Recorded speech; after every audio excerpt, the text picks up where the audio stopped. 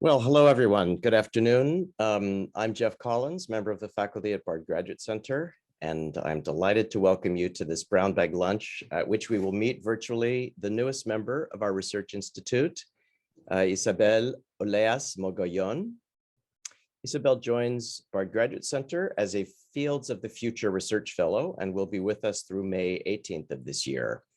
And this program, as many of you know, is part of BGC's commitment to promoting diversity and inclusion in the advanced study of the material world. And it reflects our aim of exploring and expanding the sources, techniques, voices, perspectives, and questions of interdisciplinary humanities scholarship. These future fellows pursue collections-based research at BGC or elsewhere in New York City, as well as writing or reading projects that can benefit from being part of our dynamic research environment. Isabel's topic is very much of that type and reflects, if you'll pardon the loaded word in today's context, her long engagement with issues of art and identity in colonial Ecuador. And I should just perhaps remind you that what we call Ecuador was part of the Viceroyalty of Peru until around 1720, when it was transferred to the newly created Viceroyalty of New Granada, which also included parts of today's Colombia, Panama, Venezuela, several Caribbean islands, parts of Suriname, Peru, and Brazil. It did, however, have its own semi-autonomous audiencia, or Royal Court of Justice at Quito from 1563, and was a major center of Jesuit activity from 1586. Isabel is herself from Ecuador, where she earned a BA in Art Conservation, Museum Studies in Quito, before taking her MA and PhD in Art History at the University of Delaware. Her doctoral thesis examined art and Jesuit patronage in colonial Quito, the prophet paintings at the Church of La Compañía, that is, of the Company of Jesus, as the Jesuits were then known. La Compañía was also the subject of her 2019 article, The Divine and the Self, Gold and Mirrors in Quito's Jesuit Church in the 18th century, which was published in Latin American and Latinx visual culture. Very interesting reflection on the role of imported materials, largely, in creating a locally meaningful experience of sanctity. Her other publications address Troubling Encounters, Portrait of Francisco de Arrobe and his sons in Hemispheres, Visual Culture of the Americas. And I think some of you will know that fascinating painting at the Met featuring the son of an enslaved African escapee and an indigenous woman during his official visit to Quito in 1598. Her 2021 article in Religion and the Arts concerns humility and influence, female agency, and the confraternity of Santa Rosalia in 18th century Cuenca, based on a lawsuit about a donation, and really examines the exercise of female patronage in the civic space. Today, her talk returns to the theme of intercultural reflections and again focuses on mirrors and other mirror-like objects as points of connection and possibly of disjunction between Spain and its colonial subjects at the end of the viceregal period. Before I welcome Isabel, just to say a word about how today's event will run. Isabel will speak for about 30 minutes, and then we will open things up for questions and discussion. Many of us will have to go to class, including myself, so we'll have to conclude promptly at 1:15. For the question and answer period, please use the Q&A function. We have a number of colleagues joining us as panelists. Panelists, please use the raise hand function. I will call on you to unmute. And we also have automatic captioning, which you can turn on using the CC option at the bottom of your screen. And now I welcome Isabel. Thank you, Jeffrey. Can you hear me well? Yes, we can. Okay, great. So I'm going to start. I would like to thank the Bard Graduate Center and its faculty for the invitation to share my research, especially Laura Minsky, Jen Ha, Jeffrey Collins, and Keith Condon for their help and support. And obviously, I would like to thank all of you for attending my presentation today. I would also like to acknowledge that today I'm talking from Manhattan, which is the ancestral land of the Lenape. Before formally presenting my paper, Esplendor y Lucimiento, I would like to introduce my research. My book project entitled Imperial Power and Christian Triumph studies the uses and meanings of the looking glass in the Spanish Americas, specifically in the Real Audiencia of Quito during the 18th century. So as Jeffrey mentioned, the Real Audiencia of Quito was an administrative region that encompassed what is today Ecuador, a large part of the south of Colombia and the north of Peru and Brazil.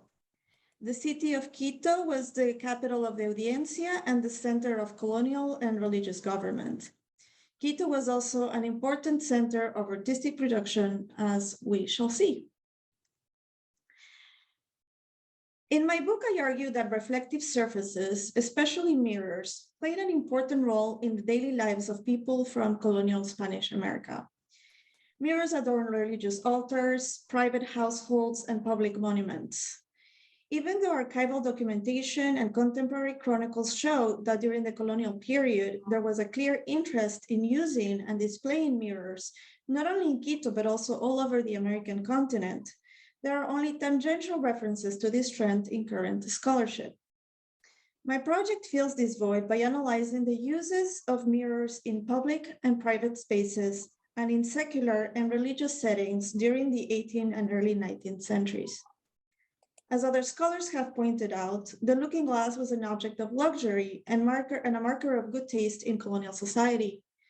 However, what I find more telling is that mirrors can be considered active agents of persuasion in religious and political contexts. The first chapter of my book discusses the making and circulation of the looking glass in the Americas. I pay particular attention to household and church inventories to determine the types of mirrors used at the time, their probable origin, and their forms of display. What we see on these images are two wonderful examples of Quiteño craftsmanship. The structure of both objects is made of wood that is adorned with different materials, including mirrored glass. The sculpture of St. Michael has mirrors on its wings and also on the shield, which is also decorated with mother of pearl.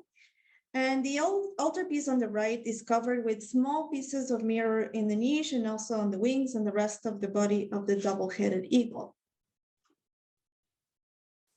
The book's third chapter studies the uses of mirrors in the ornamentation of church interiors, especially altars. I use sermons in particular to analyze the symbolic use of mirrors and their agency in shaping the faithful's religious experience. I have included two examples of altarpieces with mirrors, which, as you can see, are quite different. On the left, we have small pieces of rectangular mirrors that alternate with paintings and that serve as a backdrop for a scene of the Passion of the Christ. On the right, there is a niche of an altarpiece dedicated to St. Anthony of Padua that is completely covered with large mirrors. Some of them are adorned with silver appliques, and others are displayed in quite elaborate silver frames. Chapter 4 explores the ways in which mirrors shaped women's behavior and public agency. Whereas in the secular world, mirrors were commonly used for the ritual of the toilette, in female convents, mirrors linked Christian devotion to the simultaneous awareness and erasure of the body. To illustrate this, I've included an image of a large altarpiece in a female convent in Quito that has mirrors of different sizes and shapes adorning the arch of the niche. These mirrors would have reflected not only candlelight, but also the faces of the women praying in front of the altar. Finally, chapter 5 explores the links between Criollo identity and the looking glass. As in Europe, in Spanish America, mirrors were objects of luxury and staples in the salons of the wealthy. Moreover, in the case of the Americas, casta paintings suggest that mirrors were closely linked to a white Spanish identity.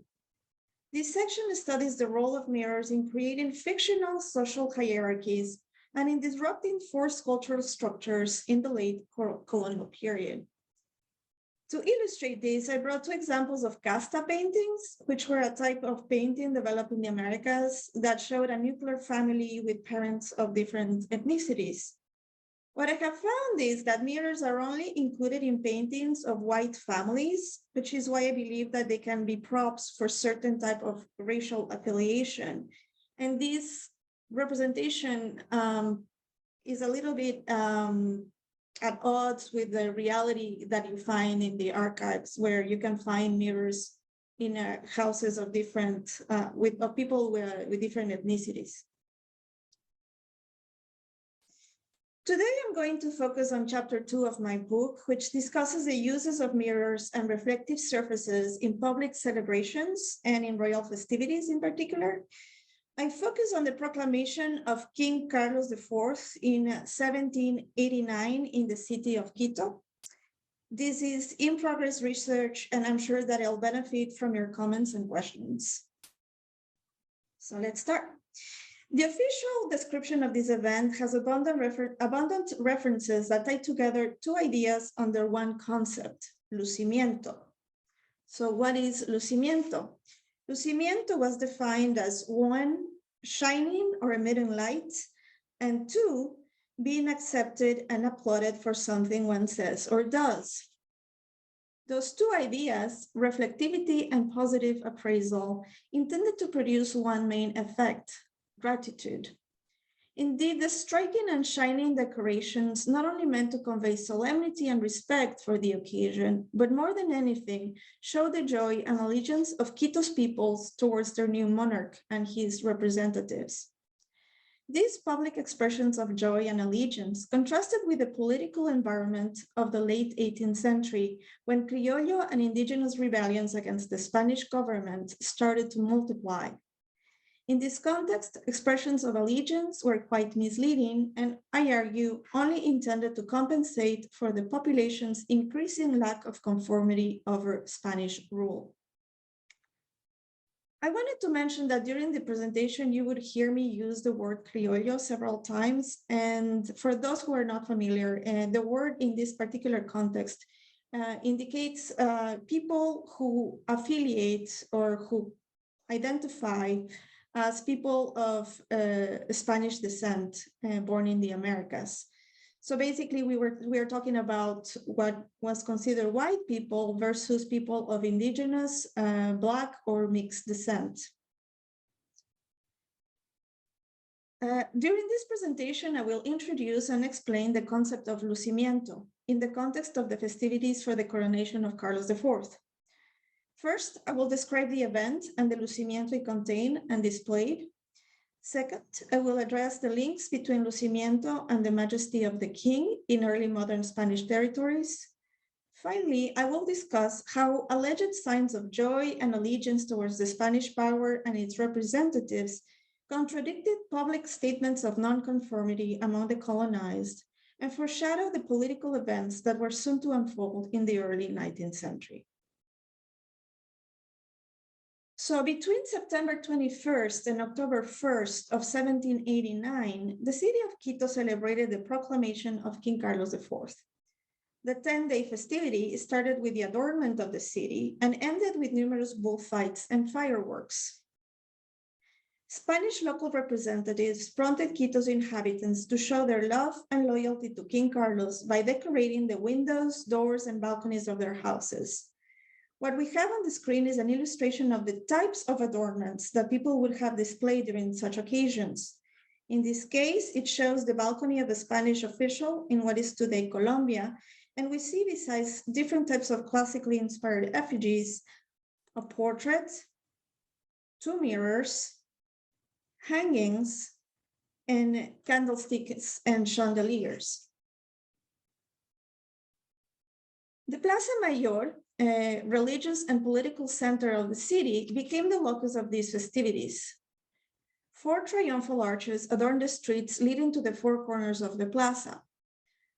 A large perspectiva, or painted stage with a canopy with the portraits of the new monarchs and lamps and mirrors, was set in the balustrade of the House of the Cabildo, or House of Government. The authorities built a platform covered with rugs and damask tissue in front of the Palace of the Audiencia, which was at the center of the Proclamation of Allegiance. Additional platforms were erected in other squares around the city. Of these, the most impressive was the one adorning the Church of Santo Domingo, which, as the story says, was fully covered with silver plate. Similarly, the ephemeral structures built for the occasion were heavily adorned with shimmering jewels. For instance, the perspectiva was embellished with mirrors set in quote-unquote shining, probably metallic frames, and large candles or lucernas. Similarly, the triumphal arches were likely covered with mirrors and silver plate. Numerous sources of artificial light elevated the splendor of the event and underlined its joyful quality. The streets and the cities of different plazas came to life with costly lighting and fireworks. Besides the numerous candles and lamps set in balconies, streets, and squares, which the chronicle describes as exceedingly striking or vistosísima, there was a Castillo de Fuego or fire castle. Fire castles were large wooden structures decorated with paintings and flags that carried fireworks. Frequently, these castles had mechanical elements that moved from when fireworks were lit, spreading sparks to the viewers. The castle used in this particular celebration had a painting of Quito's coat of arms, framed by elements that symbolized the Spanish territories in the 4 continents. Bell chimes and cannon fired accompanied the burning of the structure. The days of celebration that followed involved the participation of different sectors of the population. The local nobility, the Catholic Church, and the military seemingly had the most prominent roles. The rest of the population was involved mostly as spectators of different spectacles performed in the Plaza Mayor, like bullfights, plays, and jousts. It is telling that the festivities denoted a military vein with the presence of soldiers parading along the local authorities and guarding the portraits of the Spanish monarchs that were on display. The involvement of the military was certainly customary and contributed to the solemnity of the event. However, as I'll explain later, the involvement of royal forces also suggested the persistence of local tensions between the Spanish authorities, the Creole elite, and the rest of the population. Lucimiento, as something that shines or shimmers, was present in the materials used for the event. Glistening textiles were chosen for their visual impact and reflective qualities, as well as for their intrinsic wealth. The hangings, cushions, carpets, and other textiles that adorn windows, balconies, and the structures and stages of Quito's Plaza Mayor were made of woven silk fabric such as velvet, brocade, and damask, further embellished with metallic thread and gold fringes. As you see on the screen, the jewel-like and iridescent qualities of silk, accentuated by the shine of metals, made this fabric an adequate medium to convey decorum and joy. To further elevate their visual impact, some of the uniforms worn by Spanish officials incorporated embroidered pearls, diamonds, and other precious stones. Although we do not have visual representations of the triumphal arches built for the occasion, we can refer to images of the period to understand the visual effects produced by the arches' rich and shimmering materials. The series of paintings of the Corpus Christi in Cusco and the painting of the entry of Viceroy Archbishop Morcillo into Potosí include several examples of triumphal arches. As these works show, the different surfaces of triumphal arches and altars were adorned with paintings, sculptures, mirrors, and silver plate. These monuments were meant to create a great impact among the population, as suggested by contemporary testimonies. For instance, Spanish scientists Jorge Juan and Antonio de Ulloa, who visited Quito in the 1730s, provide a description of the triumphal arches and temporary altars erected for the celebration of the Corpus Christi. Quote, "Every house of the streets through which the body of Christ passes are adorned with rich hangings, and superb triumphal arches are erected with altars at stated distances and higher than the houses, on which, as on the triumphal arches, the spectator sees with admiration immense quantities of wrought plate and jewels disposed in such an elegant manner as to render the whole event more pleasing than the astonishing quantities of riches." End quote. From this description, we understand that the appeal of triumphal arches came from various elements, such as their large dimensions, their material characteristics, and their design. The shimmering, reflective qualities of wrought plate and jewels enhance the appeal of the arches. As Jesus Paniagua has commented, silver plate from 18th century Quito was quite thin, which allowed the making of large-size objects with profuse decorations. The designs usually included repoussé vegetation of stems and flowers, rococo elements, and open work, creating rich chiaroscuro effects. Mirrors and their frames, which were usually made of silver plates, or gilded wood, amplified and multiplied the reflections of silver and of the structures they adorn, augmenting the latter's impact. The construction and design of ephemeral monuments such as triumphal arches are part of a larger set of visual expressions and rituals that serve to legitimize the behavior and relationships of power within the Spanish colonies. In the case of Quito, the chosen language of power was that of sensorial excess and shining visual effects. This almost overwhelming vocabulary was considered to channel decorum and good taste. The use of an allegorical or emblematic language in the ornament of ephemeral structures likely meant that only the erudite could understand in depth the decorative program. However, at the time, it was believed that the general population, although not necessarily equipped to understand the different nuances of the monument's visual apparatus, would be seduced by the arch's magnificence, engendering feelings of awe and respect. For this reason, Spanish representatives not only focus on the intellectual aspect of the decorative program, but also geared to display the highest degree of lucimiento the resources could provide.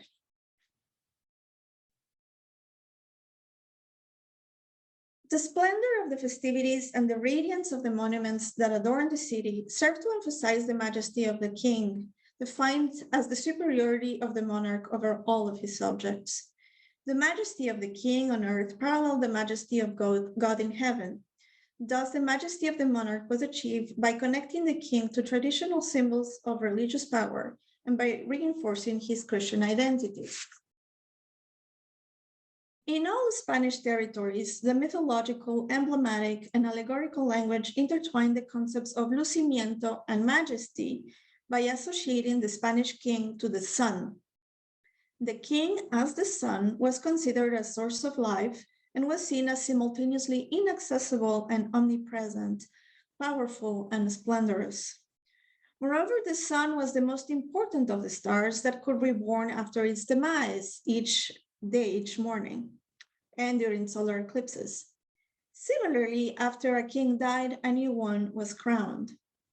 As Victor Minguez explains, the connection between the sun and royalty was used by numerous European monarchs and was not a prerogative of Spanish kings. However, the Habsburgs and Bourbons that ruled the Iberian Empire from Philip II to Ferdinand VII were continuously linked to the sun in public ceremonies. One of the closest associations between the sun and the Spanish monarchy is evident in the so-called empresas of Philip II, which were conceptually defined by images accompanied by elaborate legends. The most popular empresa to honor Philip II represented him as Apollo driving the cart of the sun over the sea. The motto tied to this image reads, Iam illustravit omnia, loosely translated as, he will enlighten all things, and was likely created when the Spanish prince married Queen Mary Tudor. As such, the empresa referred to the Spanish monarchy's increasing influence within Europe and emphasized the Habsburgs' staunch support of the Catholic faith. It is possible that this empresa inspired Lodovico Dolce's Pictura, an epigram dedicated to Philip II that dates from 1562, and that argues that the king will enlighten as many kingdoms as the sun. A similar association appears in Girolamo Ruscelli's book that offers a Christianized version of this metaphor, following Psalm 34.5, which reads, they looked into him, the Lord, and were lightened, and their faces were not ashamed. Ruscelli thus suggests that God enlightens the world through Philip II.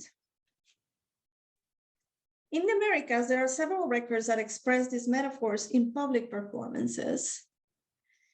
For instance, in New Spain, the monument built in the Cathedral of Mexico to honor the passing of Carlos II in 1700 was based on a solar program. In this case, we see King Carlos standing on top of an eagle and a cactus, which are symbols of New Spain. He voices the tenet non terret fulgor, or no more glare, alluding to the setting of the sun and the death of the king. The banner with the text is set under a shining sun, clearly linking the king to the bright star. In the case of Quito, during the celebrations for the proclamation of Carlos IV, the Cabildo adorned the city's main plaza with images of the king as the shining sun and Queen Maria Luisa as the full moon, on top of a representation of the globe. Under the globe, there were 7 stars of different sizes that refer to the authorities of the Real Audiencia. In this imagery, the king is the leading figure and the source of light of the universe of the Spanish Empire, to which the Audiencia of Quito claims to proudly belong. In the Spanish world, there were no obvious attempts to separate the secular from the religious, and royal festivities drew strongly from Christian vocabulary. At the time, the sun was also a common metaphor for God. The monstrance containing the consecrated wafer or the body of Christ is frequently shaped as a shining sun. During the colonial period, the monstrance was paraded during the festivities of the Corpus Christi, thus the population was familiar with this triple association that linked the sun, God, and the Spanish king. These intersections between religious and political powers manifested at several points during the celebrations for the coronation of Carlos IV, particularly through the anointment of the royal banner in the church and the celebration of the Te Deum at Quito's cathedral in honor of the new king. The reflective materials of triumphal arches, particularly mirrors, also hinted at the role of the monument as a manifestation of the moral and political virtues of the king. At the time, triumphal arches had a similar function than espejos de príncipes, or mirrors for princes. Mirrors for princes were instructional texts for rulers that provided advice on how to govern and behave, and they became quite popular in Europe during the medieval period and the Renaissance. Similarly, Spanish colonial monuments, especially triumphal arches, represented the king's heroic figure and that of his reflections or representatives in the Americas. These connections allowed colonial population to express the recognition of the monarch's virtues and showcase their expectations that his agents in the Americas would mirror the king's qualities. For royal festivities such as these, colonial authorities would frequently mint silver coins with a portrait of the king, which were later distributed among the population. In Quito, the royal alferez gave away coins with a portrait of Carlos IV, bearing the inscription Carolus Quartus Dei Gratia Hispaniarum et Indianarum Rex, Carlos IV, by the grace of God, King of Spain and the Indies, prompting the popular acclamation of the king in the name of Castile and the Western Indies in Quito. Both the design of the coin and its text highlight the allegiance of Quito to the king and the city's proud belonging to the sovereign's territories. At the same time, the material and the accessibility of the coin stress the promise of economic well-being for the king's faithful subjects. The coining of the portrait of the king in rich silver symbolized thus the monarch's promise of economic prosperity. This promise meant to be put in practice by the king's representatives remained, however, unfulfilled. As I argue in the following section, the kingly power embodied in ephemeral structures and silver coins was, at this point in time, only superficial. Indeed, the allegiance of Quito's population to the Spanish regime and its local enforcers became a matter of concern in the late 18th century.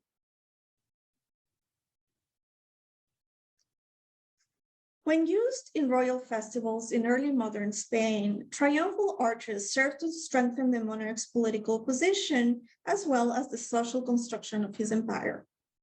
As Alejandro Cañeque explains, triumphal arches were a visual system in which the local leadership expressed their principles of government.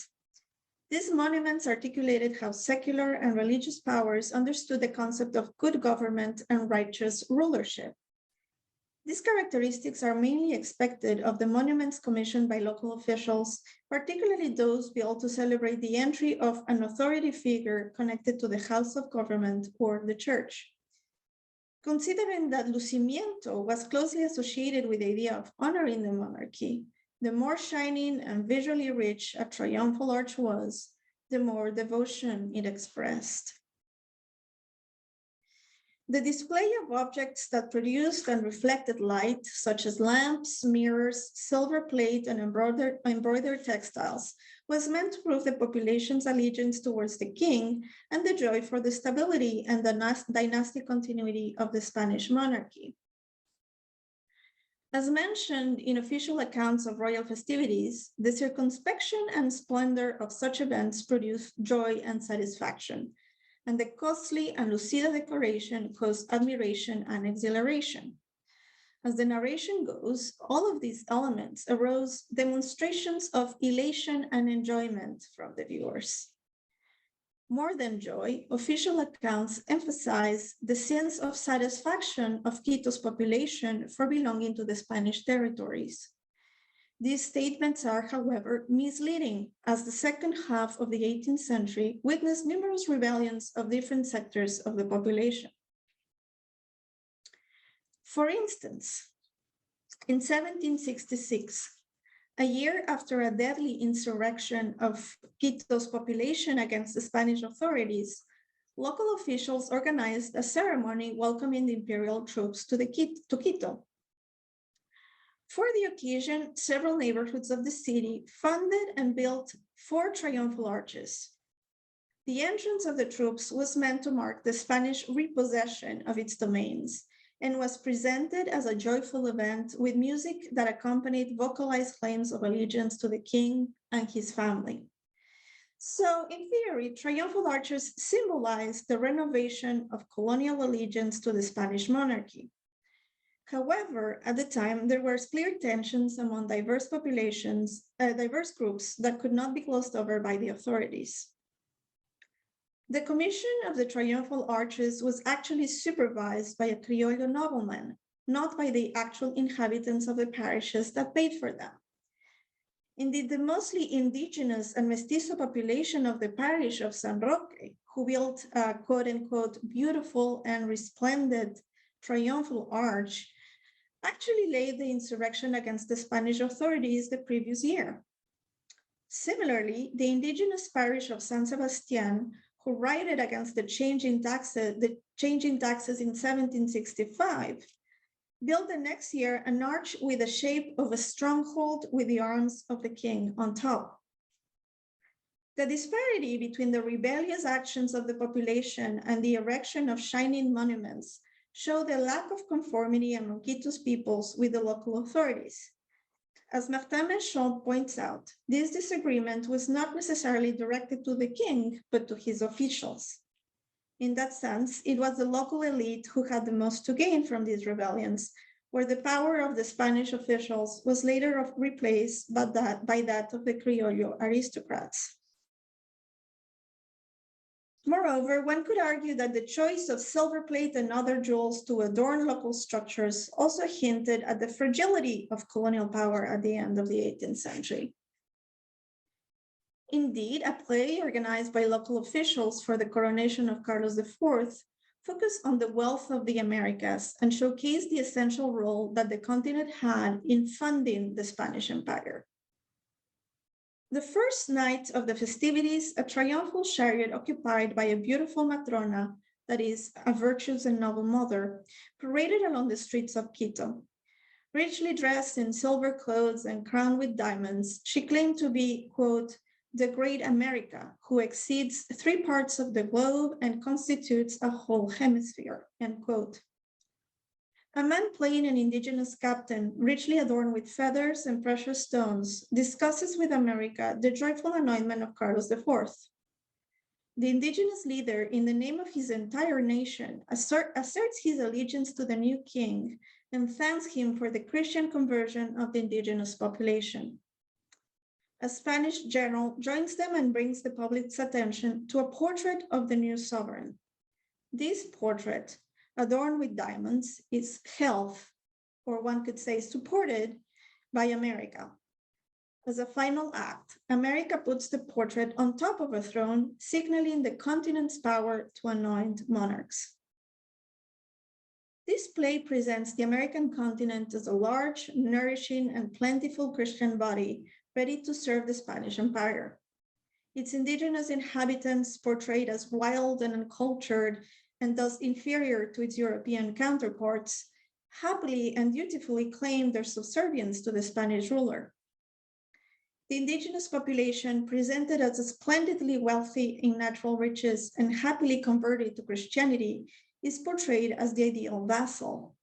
The Matrona America and all of her wealth are ripe for picking. As other scholars have observed, these types of ceremonies constituted important means for political propaganda and the promotion of adhesion and obedience among Spanish subjects. However, I argue that this play is also a reminder that the Spanish Empire relied heavily on the great resources of the American continent, which supported Spain and its global enterprises.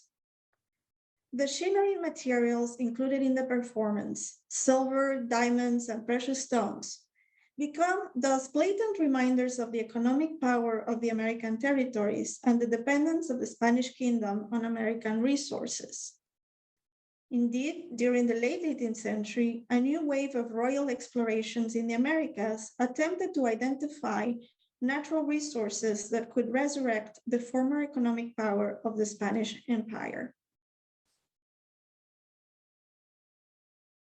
In sum, mirrors heightened and multiplied the shining and shimmering decoration used in the coronation of Carlos IV in Quito. Lucimiento was embodied in the reflective surfaces of silk, tissue, silver plate, mirror glass, all of which was exacerbated by natural and artificial light. The legitimization of colonial structures of power was evidenced in the shining visual language of the festivities. However, although Lucimiento was expected to heighten the population's devotion for the Spanish king and his representatives in the Americas, it offered only an illusion of stability and splendor. Instead, the shining monuments and their material wealth attempted to compensate for an increasing lack of conformity among the local population. By the end of the 18th century, fleeting reflections and flickering light rays offered but an illusion of kingly power and allegiance that was soon to disappear under the efforts of independence led by the Creole elite, the same group that seemingly showed its joy during fastuous royal festivals. Thank you. Isabel, thank you so much for that rich series of reflections. That was just great. So we're going to move now to the Q&A period. And if I could ask the panelists, please, to turn on your cameras and if possible, use the raise hand function to signal that you have a comment or a question. I can then call on you and ask you to unmute yourself so you can ask your question. If other audience members have questions or comments who are not on the panel, please use the Q&A function and I will do my best to monitor and convey those. Pardon me. Great. I see some panelists joining us. Let me throw the floor open to them, first of all, for their reactions. Thanks, Jeffrey. So first of all, thank you so much, Isabel, for this talk. It was fascinating to see, all of these connections that you made between, the looking glass and also silver and mother of pearl and the importance of reflection of light. So something occurred to me when you were talking about, you mentioned at the beginning that one of your chapters explored the use of mirrors in female convents, and just this idea of this dynamics of seeing and women seeing the reflection as they prayed. And then as you continued your talk, it just made me think about the idea of surveillance and maybe the mirror as an item of self-surveillance or, something related to that. So I was thinking if maybe mirrors were also objects that reflected or symbolized kind of an extension of the king's gaze. Maybe when you're talking about this idea of the king's agents living by his values, So if it was also maybe a symbol of surveillance in the vice royalties, I don't know, it might be something crazy, but. No, thank you, Juliana. Actually, it's not crazy. I have thought about it myself, not in terms of the king. I have not found any references to the king and mirrors in that way. But what I've read is that, for instance, in the missions, the priest would place mirrors in the altars just to look at who's attending mass. So he would be looking at the mirrors, and the mirrors would be reflecting the people who are in the church. So as a way of controlling if mostly indigenous people are, following the prompts of conversion to Christianity. So there is a sense of surveillance. And self-surveillance, as you say, in the case of the female convents, what happens is that the religious practice explained in religious texts clearly prompts the faithful. It cannot be. It doesn't have to be a woman. To look at the mirrors and look at usually it's an image of the Immaculate Conception, and what they do is compare themselves to this image of this immaculate woman, and by that way they realize how much of sinners they are. So in that way they have to destroy their own egos and their own bodies and think about their spirit. And in that sense, we are talking about the self-surveillance of the person, so you can become a better Christian, let's say. And maybe just to jump in and add, I was thinking during that portion of your talk, obviously of the old European tradition of using the mirror in emblematic communication as an essential prop of prudence. You check your reflection before you do something. And obviously then also in at least European paintings, symbols of vanity. Right. To look forward and remember, what one will become. So I don't know about the circulation of the latter types of paintings in Spanish Americas, but it certainly raises that very interesting possibility. I had Deborah first, and then Ivan. Sorry, please go on. I was just going to say that they talk about that in texts, not so much in images, but texts of religious kinds. They talk about vanity, and also there is visits to female convents to see if actually they're following the rules of not having anything that would, help them focus on vanity or anything that would be considered superficial.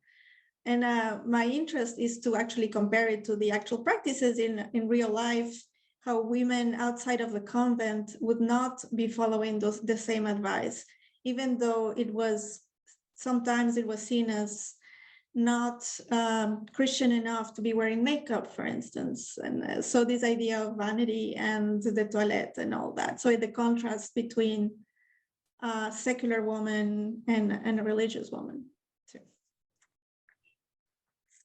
Deborah.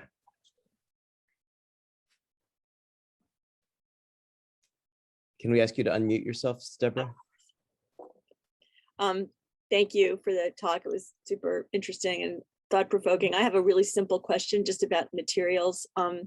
So for the most part, were mirrors being made in Peru? At what point were they imported, and in what form were they imported, and what about the craftsmanship of some of these objects? How did that happen and where? Yes, the issue of provenance is a tough one.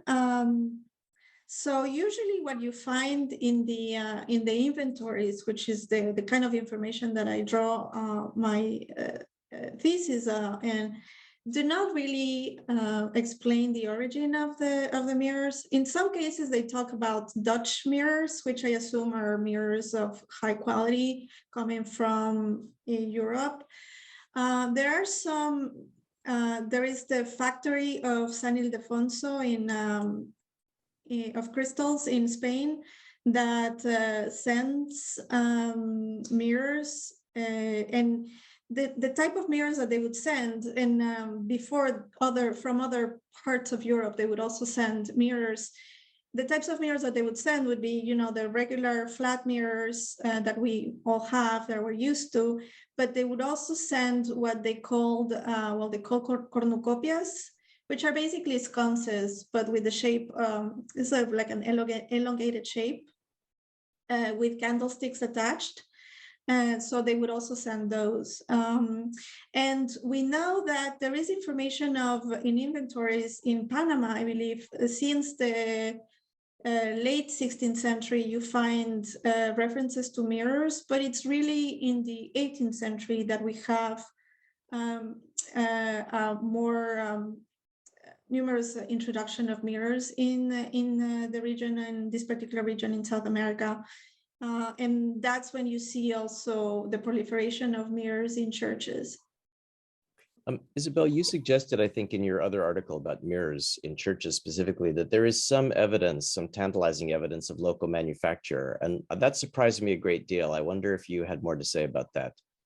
Yeah, so in that particular narrative that talks about, it's a Jesuit priest who describes the church, and he mentions that a German Jesuit is in charge of a workshop that makes mirrors.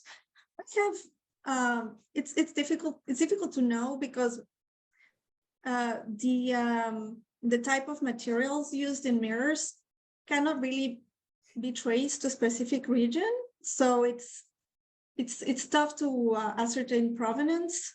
What you can only do in terms of materials is to figure out whether or not this the reflective surface of the mirror is made with mercury or with silver.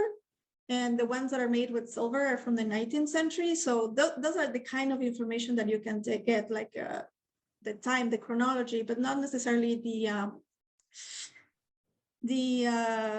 the origin of the mirrors. And what I found is that in some cases, they talk about reazogar the glass, meaning re-silver the glass.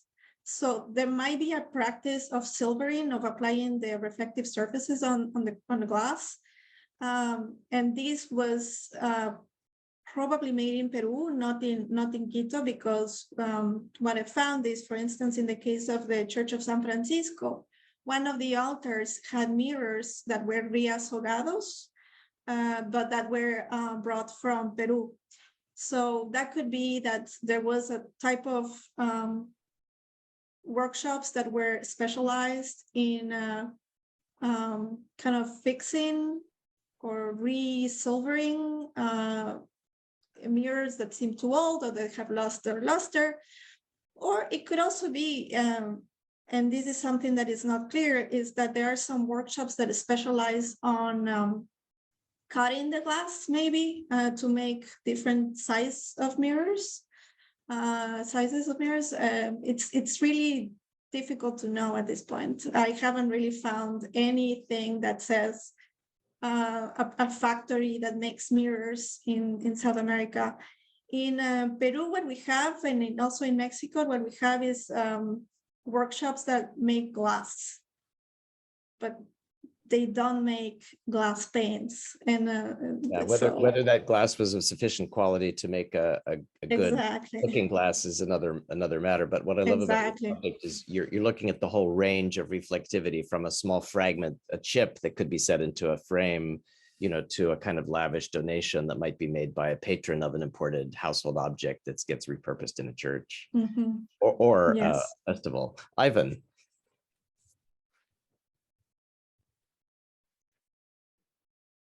Thanks. I had a little problem unmuting. Thanks so much for this. And Deborah and Jeffrey beat me to it on the material question.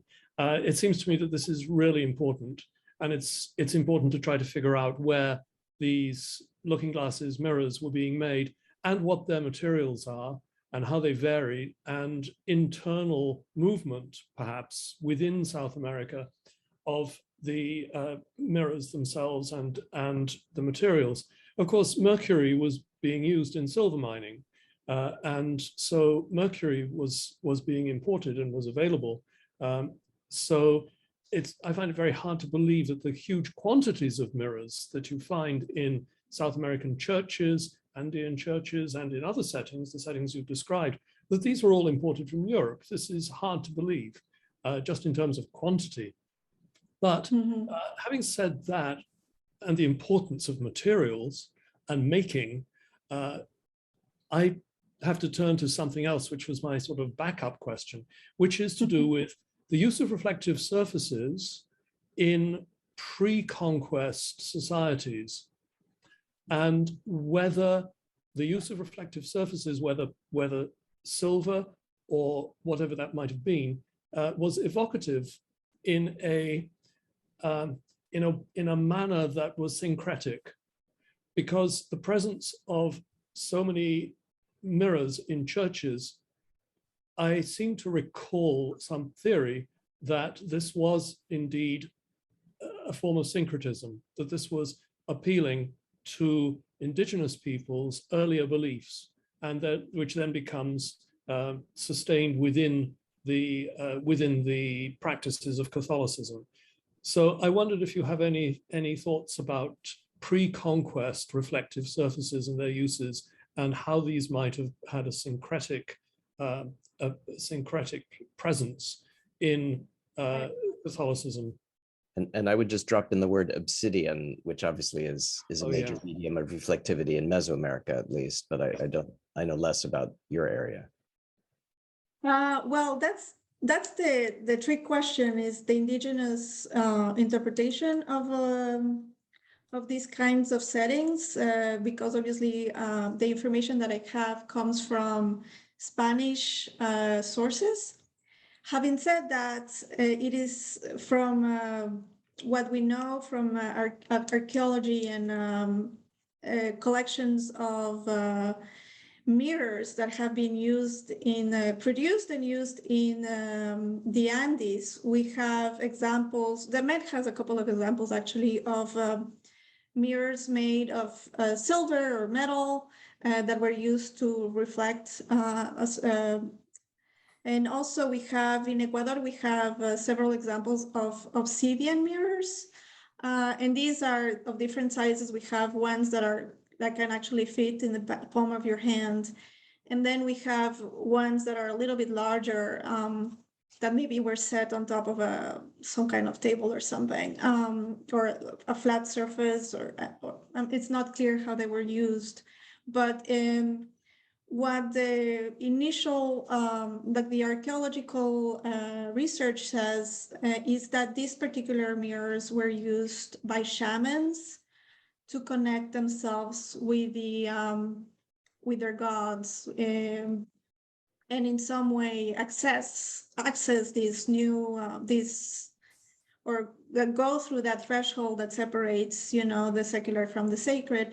And in that sense, we can understand the mirrors used in churches in particular as something like that, a threshold, a door that allows people to connect with some spiritual aspects that they do not necessarily contact through other ways.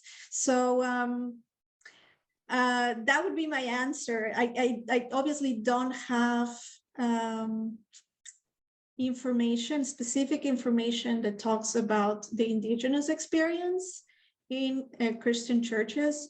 But of course, we have all this previous information from the time of the pre-Hispanic period, where mirrors were used in a similar way as objects of, I don't know if sacred is the right word, but used in sacred settings. Thank you. Great, thank you very much. Let me turn to some questions that have come from the audience. And we have three attendees who've weighed in. Let me start with Osvaldo Rodriguez, who asks that since you mentioned the use of mirrors on artwork in the Royal Audience of Quito, he asks how you explain the presence of those items, since in Spain at the same time and period, mirrors really weren't used to decorate paintings and sculptures. And he points out that at the Prado, there was a small exhibit called Return Journey that shows objects that came back with the peninsulares who were posted in the colonies, you know, brought back as symbols of their time and experience. And are any of those objects relevant, you know, to your inquiry? Yes, so what is interesting is that it's true that the sculpture does not necessarily reflect, the sculpture of Spain does not necessarily include pieces of mirrors, but we can see that it became a fashionable thing in furniture especially, and also in paintings, to include reflective surfaces. And I am talking specifically about what is called the enconchados, which are, it could be a piece of furniture or a painting which was added pieces of conch shell layered with a painting in some cases, in other cases with lacquer. So we see that there is a use of a connection with an Asian taste, and this Asian taste is also found in Europe. Definitely the enconchados come from New Spain, and also this tradition of adding conch shells in furniture was also done in Peru. But the taste for the reflective, the taste for these shining surfaces, it's true that it's not found in the sculpture, but it's found in this fashion of shining things that in some ways comes from Asia and that is also seen in Europe. And another thing that I wanted to mention, it is true that you don't see pieces of mirrors in sculptures in Spain, but there are some cases where you see mirrors using altars in Spain. So that actually is inherited from Spain. We see these, there are several examples of mirrors in altarpieces in Spain. Great, thank you very much. Brittany Irwin asks, she thanks you for the interesting talk, and she asks about sumptuary regulations, in a sense, whether the crown ever regulated the production and use of mirrors along with other luxury items. And she's thinking in particular of the monarchy's efforts to limit sort of excessive expenses for festivals in Lima and, you know, and Buenos Aires during your period. Any evidence of that in your research? So what we know is that, yes, there were these laws in the 18th century. In the beginning of the 18th century, there was the Bourbon Empire established these laws that were supposed to control the commerce of luxury items from other parts of the empire except for Spain. These rules were not followed necessarily, and we have a lot of contraband in South America. And I haven't found any specific references to mirrors, but mirrors were luxury items. So my guess is that in many cases they came not only from Spain, but also from other parts of Europe. And if we follow the rules, then they would be limited. The import would have been limited. But as I said, these rules were not necessarily followed. Thank you very much. Zenaida Disla asks for a clarification, which I think that you have already answered. The mirrors in use in the Mass would indeed be because in the old rite, the priests had their backs to the congregation, so needed a mirror to see what was, in a sense, going on while they were facing the altar. But she also, all right, so that interpretation of hers is correct. And she asks about the indigenous captain that you showed wearing feathers. Do you read that as a sign of rebellion in itself? I think the answer is no, but I'll let you. Well, if you see paintings, representations made by images of castas or representations of that type, when you see representations of indigenous people, you have two types of indigenous people, the Ladinos, or the ones that have been assimilated to the Spanish culture, and then you have the wild ones, who are the ones who are still live in that are considered wild in some ways, and that still live in the borders of conquered regions. And these are usually represented as barbarians and with the feathers. So that's more a trace of being wild, a sign of wildness more than fierceness. Or Yeah, and maybe disloyalty, yeah, maybe if the person who asked the question has a specific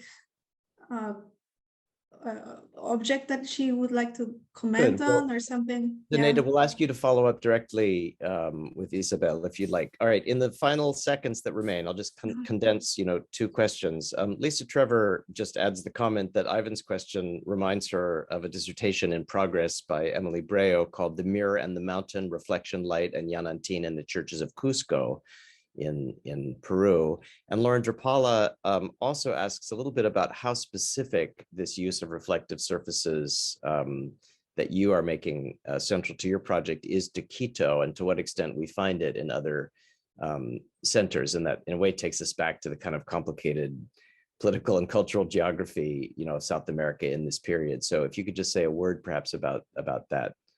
Yes, I am aware of Emily Briol's dissertation. What I know is that that's still in progress and hasn't been finished. So I'm not sure. In terms of the locality, yes, it's not specific to Quito. I am using Quito because I am from Quito and I want to introduce Quiteño objects into the mainstream. But mirrors, what can be found all over the Americas. It's not only an Andean thing.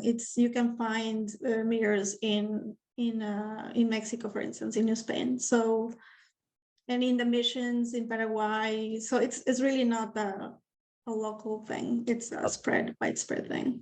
Well, I'll just close, since we've come to the end of our time together in a formal sense, to really thank you for this talk and also this project. And actually, just personally, it was in Mexico in places like Ocotlan that I saw these mirrors and thought, you know what, this is a fantastic project. Someone needs to look into this. And indeed, you are doing it for us. So we haven't gotten to all the questions and comments. I encourage everyone who had another thought to follow up with Isabel, who, as I say, will be with us through May, and also then to join us next time.